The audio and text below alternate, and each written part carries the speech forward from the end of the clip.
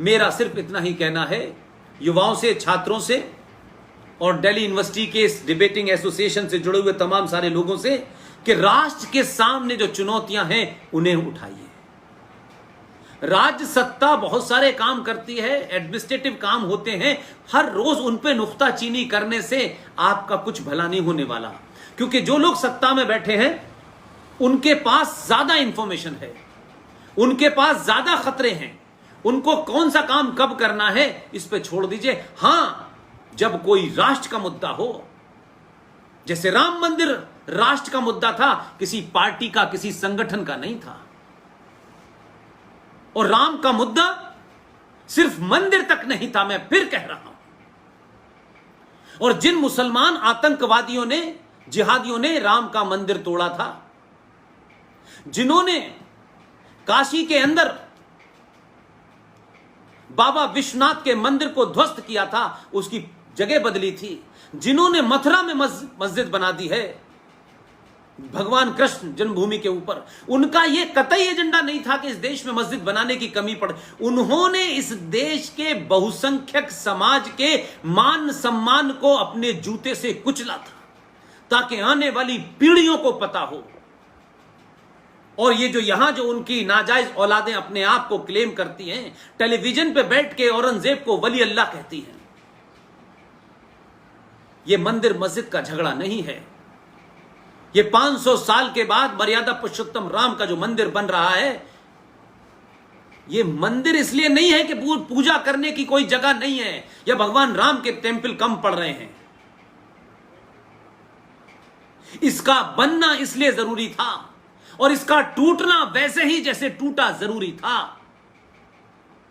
जब किसी कौम के मान सम्मान को आप चोट पहुंचाएं और तो वो कौम अपने पुरुषार्थ तक को भूल जाती है, उसमें लड़ने की क्षमता समाप्त हो जाती है, क्योंकि मानसिक तौर पर यह मान लेती है कि हम कमजोर हैं। अगर 6 दिसंबर 1992 न हुआ होता तो सुप्रीम कोर्ट फैसला किस पे सुनाती? इसलिए यह सभ्यताओं का दौर है। इतिहास में की गई गलतियां सिर्फ कोई पूजा पद्धति का मामला नहीं है। मैं मानता हूं हजारों साल के इतिहास से भारत के लोगों का और सनातनियों का मान सम्मान जुड़ा है, इसलिए इसकी भव्यता इतनी बड़ी होनी चाहिए कि दुनिया देखे। इसमें कोई कंप्रोमाइज नहीं होना चाहिए, कहीं ये सेकुलरिज्म नहीं घुसना चाहिए इसके अंदर। जिनको सत्ताओं को सेकुलरिज्म करना है वो करें, उनको पूरी छूट है।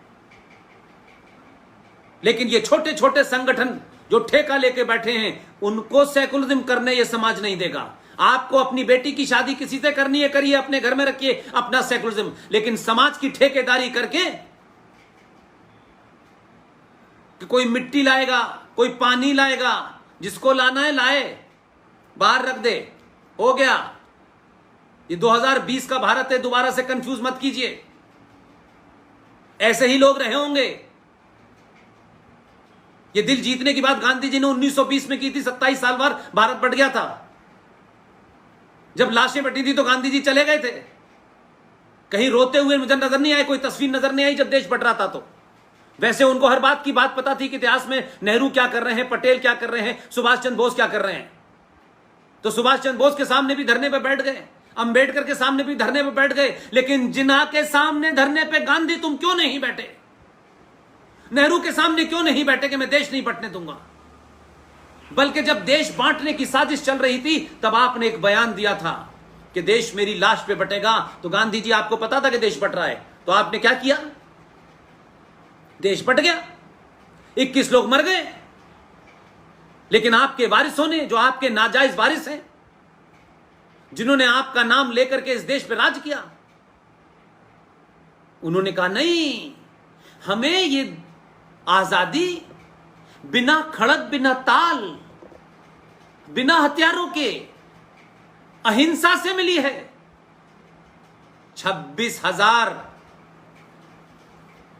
Indian national army, Azad Hind फौज के फौजी लड़ते हुए गोलियों से मरे। लाखों अनगिनत लोग मारे गए। चाहे पंडित चंद्रशेखर हो, चाहे राज मंगल पांडे हो, ये तमाम सारे लोग हिंसक नहीं थे। ये जलियांवाला बाग नॉन वायलेंस का इसलिए मैंने कहा झूठ को झूठ कहिए, दुनिया का बड़े से बड़ा आदमी करता हो तब भी कहिए, अगर आप का कन्विक्शन है आप उसे साबित कर सकते हैं। डरिए मत। और आप प्रोफेसर आनंद रंगनाथन को पढ़िए, समझिए, कोई कंफ्यूजन नहीं है। आपको अपने हिस्से में वो मिलेगा जो आपके हिस्से में लिखा हुआ है। कोई दुनिया की ताकत आपसे छीन नहीं सकती। ये चप्पल उठाने से, किसी का दिल जीतने से दुनिया में कोई बड़ा नहीं हुआ। ताकतवर होने का सिर्फ एक ही मतलब है, अपने से कमजोर पे अन्याय मत कीजिए। लेकिन कोई आप पे अन्याय करे उसे भी मत होने दी, उसका प्रतिकार कीजिए। ये जो डायल बनाया गया है कि देखिए पावरफुल लोग जो हैं वो अरे भाई पावरफुल लोग बने हैं। दुनिया में एक ही कौम है जो पावरफुल इसलिए बनी है कि उसने कभी किसी का घर नहीं लूटा, देश नहीं लूटा, किसी को मजहब के नाम पर कन्वर्ट नहीं किया, अपनी गिनती नहीं बढ़ाई। हर भगवान देवी देवता के हाथ में हथियार है। जब उठाया, जब उस राक्षसी मानसिकता ने धर्म के खिलाफ हथियार उठाया तो उसको समाप्त करना भी आपका धर्म है। आप युवा हैं, छात्र हैं, आप तर्कों से, किताबों से, लॉजिक से, रीजन के साथ, रेफरेंस के साथ देश के अंदर जो थर्ड फ्रंट है, जिस फ्रंट पे फौज नहीं लड़ सकती, जिसका जिक्र मैंने शुरू में, बिपिन रावत जो फॉर्मर चीफ ऑफ आर्मी हैं, उन्होंने सही आकलन किया। जैसे ही उन्होंने ये आकलन किया, कुछ जिहादी मक्कार टेलीविजन पे आ गए, देखिए भारत की फौज जो है, फौज वो है, वो राजनीति कर रही। राजनीति नहीं कर रही। भारत की फौज भारत के सनातनी फौजियों को यह बता रही है, छोटे भाई का पजामा बड़े भाई का कुर्ता पहने हुए, ये अरफुद्दीन शरफुद्दीन टाइप के, ये रहमानी शैतानी, ये अकरम, ये तमाम जो आते हैं, ये ही सबसे बड़े खतरनाक हैं। इनका मुकाबला चौराहों पे, सड़कों पे कीजिए, उन वामपंथियों का कीजिए जो आपको अभी भी अफीम की तरह सुलाना चाहते हैं। अपने लिए तो कहते हैं कि सत्ता जो है बंदूक की बैरल से निकलती है और धर्म और मजहब अफीम है, लेकिन कानून बनाया आपने कि भाई कम्युनिस्ट जो होगा वो मंदिर नहीं जाएगा। तो बहुत सारे हमने कम्युनिस्ट देखे जो मंदिर नहीं जाने थे, लेकिन मुसलमान कम्युनिस्ट जो है वो सीपीआई के ऑफिस में नमाज पढ़ेगा तब भी वो कम्युनिस्ट है। वाह वाह वाह वाह, अद्भुत है।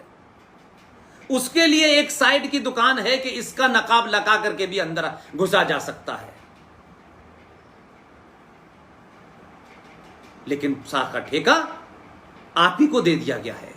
इसलिए दिल्ली यूनिवर्सिटी के छात्र, दोस्तों, साथियों, ये वो विषय हैं जो आंतरिक चुनौतियां हैं, विदेशी चुनौतियां और बाहरी चुनौतियों का सामना करने के लिए सत्ताएं होती हैं, फौज होती है, सिस्टम होता है, उसके अंदर तमाम चीजें हैं, वो सत्ता करती है। फौज को कब क्या करना है, कब राफेल लेना है, कब क्या जाना है, कब किससे किस निगोशिएट करना है, वो भारत का समाज नहीं तय करता। लेकिन जब भारत का समाज वाइब्रेंट होगा, राष्ट्र को बचाने की बात करेगा, तब आपके सामने उन बातों को, उन विषयों को रखना जरूरी है। लिहाजा जो आंतरिक चुनौतियां हैं वो मैंने आपको अलग अलग तरीके से बता दी। इसलिए एक एक चुनौती को भी अगर इस देश के 5-5 सनातनियों ने मुद्दा बना लिया, देखिए देश के अंदर ये जिहादी, ये भारत तोड़ने वाली ताकतें, जिन्हें जिन्ना वाली आजादी चाहिए, जो ये कहते हैं पाकिस्तान से मेरा तेरा रिश्ता क्या, ला इलाहा इल्लल्लाह चिल्ला चिल्ला के कहते हैं, कोई पार्लियामेंट में वंदे मातरम नहीं गाएगा तो उठ के भाग जाता है। समाज ऐसे लोगों को चौराहों पे घेरना चाहिए। सब काम सत्ता व्यवस्था नहीं कर सकती। नहीं मैं मानता कि सत्ता का अपना एक मिजाज होता है, उसकी कुछ नियमावली होती है, लेकिन आज संविधान के अंदर पे बहस होनी चाहिए कि 76 में जब ये सेकुलर हो गया तो फिर 1993 में माइनॉरिटी कमीशन क्यों बना और 2006 में फिर ये माइनॉरिटी मिनिस्ट्री क्यों बनी। क्या ठाकुर का, क्या ब्राह्मण का, क्या काइस का, क्या दूसरी जातियों के बच्चे गरीब नहीं होते? क्या उनको स्कॉलरशिप की जरूरत नहीं है? क्या उनको मदद की जरूरत? हाँ, अगर कोई आप कमीशन ये बनाते कि गरीब के बच्चे के लिए बनेगा तब तो समझ में आता।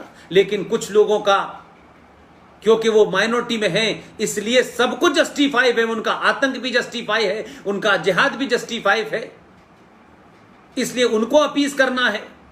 और बहुसंख्यक समाज में हैं आप, तो आपकी कोई चीज की जरूरत नहीं, क्योंकि आप तो बहुसंख्यक समाज है। तो इन मुद्दों पे मैं समझता हूं कि चर्चा होनी चाहिए। जिन किताबों का मैंने जिक्र किया है उनको आप पढ़ें, और ये सारी किताबें किसी राइट विंगर ने नहीं लिखी। इनको पढ़ें, बातचीत करें, डिबेट करें, पब्लिक में इन बातों को रखें